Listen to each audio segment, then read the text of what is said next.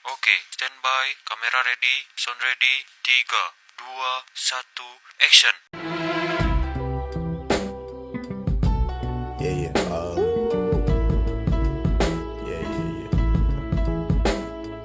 That's the way every day goes.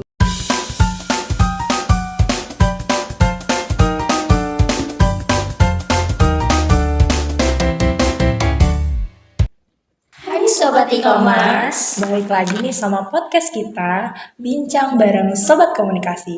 Dan keseruan hari ini aku tuh nggak sendirian loh, aku Jadita Putri bareng rekan-rekan aku. Hai, aku Maris Kusuma Dewi. Hai, aku Feli Fakira Tunisa. Jadi kita mau di sini ngebahas topik yang sangat seru mengenai tentang hambatan, budaya dan juga teknologi komunikasi. Oke, jadi kita bakal bahas dari yang paling sering terjadi ya. Gangguan komunikasi itu pasti sering banget terjadi sama kita. Nah, kalian punya nggak sih pengalaman-pengalaman? Kalau aku pribadi sih pengalamannya lebih kayak kalau lagi meeting ya, Ca, itu kan jaringan koneksi kadang nggak stabil gitu. Jadi itu bikin informasi yang dapat dari Zoom rapat itu tuh jadi kayak kurang maksimal gitu. Kalau dari aku sih gitu. Jujur ini relate banget sih ya di kehidupan kita. Kalau Feli gimana? Kalau aku tuh sering merasa stres, terus banyak pikiran atau mood nggak stabil, kayak gitu. Karena kadang aku suka memberikan ide atau pendapat terhadap tim-timku, eh, nggak didengerin atau nggak ditampung lah di kita. Makanya karena itu adanya gangguan di diri aku sendiri gitu. Menarik ya pengalaman-pengalamannya. Gimana kalau kita lanjut ke pertanyaan kedua? Next, kita bakal bahas tentang budaya komunikasi. Jadi aku di sini nih pengen nanya nih sama teman-teman, menurut kalian sisi budaya dalam komunikasi organisasi yang menarik itu gimana sih?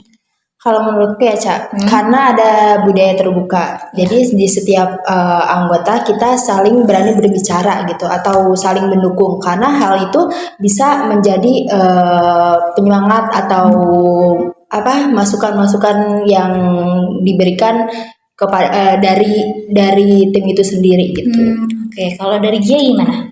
Bener banget yang tadi Velia bilang, karena organisasi terbuka itu kan jadi kita lebih kayak bisa bertukar ide satu sama lain, terus juga karena perbedaan budaya, jadi kita lebih kayak kita mengenal budaya baru dari teman organisasi kita gitu, jadi lebih mengenal lebih banyak, menambah pengetahuan juga tentang budaya yang berbeda gitu. Kalau dari aku sih gitu ya. Oke, semakin menarik ya obrolan kita ya. Mungkin kita lanjut bahas tentang. Jadi kita ada di segmen terakhir nih teman-teman. Yang terakhir aku pengen nanya. Jadi menurut kalian, kan kalian ini Gen Z banget ya. Nah, apa pandangan kalian nih terhadap teknologi komunikasi di era sekarang?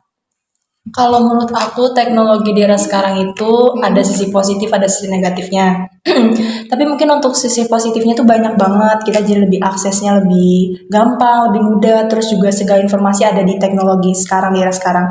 Cuma mungkin kalau lebih ke negatifnya, mungkin kan gak banyak semua orang tahu tentang teknologi yang sekarang kan. Kan terlalu pesat ya mungkin.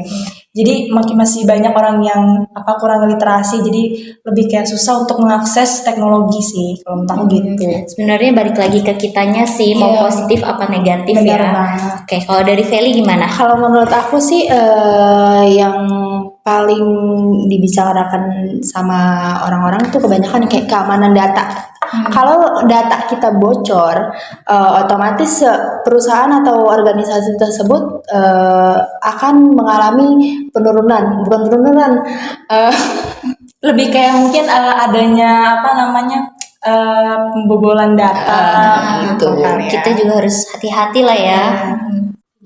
Wah, seru banget ya obrolan kita hari ini. Mulai dari gangguan komunikasi, terus juga budaya komunikasi, terus juga teknologi komunikasi. Ya gak sih teman-teman? Iya, benar banget. Jangan lupa dipraktikin ya teman-teman. Jangan lupa juga like, comment, dan subscribe. Bye!